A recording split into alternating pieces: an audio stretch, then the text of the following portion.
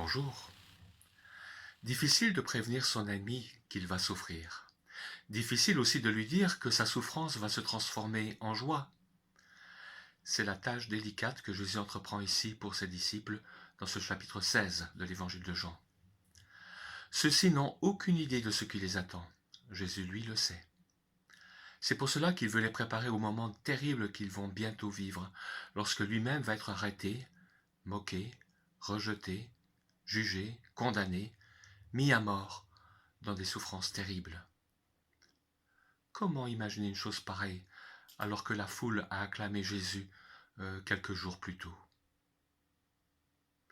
C'est parce qu'ils sont incapables de le comprendre que Jésus leur parle, mais cette fois de façon imagée, en leur disant son départ sous la forme de « vous ne me verrez plus » et « vous me reverrez » pour dire sa résurrection, son retour.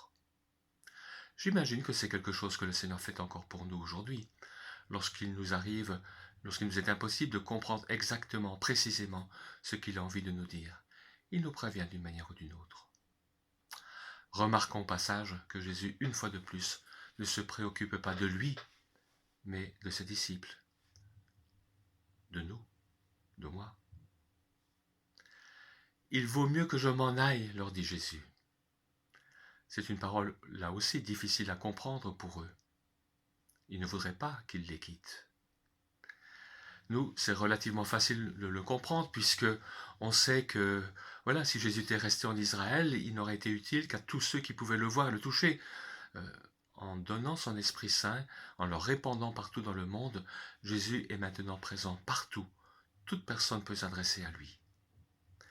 Et c'est cet Esprit, nommé ce défenseur, ce paraclet, cet avocat, selon les traductions de la Bible, le mot est assez difficile à rendre en français, c'est cet Esprit Saint qui aura pour mission de rappeler aux disciples tout ce que Jésus leur a dit et de leur faire comprendre. Son but est de tourner le regard vers Jésus. Notons d'ailleurs que Jésus dit de lui qu'il parlera aux disciples. Mais pour Jésus, la prière des disciples sera toujours adressée au Père, en la faisant en son nom. L'Esprit Saint nous y aidera, comme le dit l'apôtre Paul. Tel est son rôle, discret, mais efficace. Une chose paraît certaine quand on lit ce chapitre. Il ne faut pas nous attendre à ce que nos amis, même les meilleurs, même les plus animés, des meilleures dispositions à notre égard, ils ne pourront pas toujours comprendre ce que nous leur disons de notre relation avec le Seigneur. Elle révèle de l'intime, elle révèle surtout du fait que on ne comprend les choses de Dieu qu'avec l'Esprit de Dieu. Alors notre rôle est de prier pour eux, afin que Dieu les éclaire. Terminons avec les dernières paroles de Jésus à ses disciples dans la chambre haute, la fin du chapitre 16.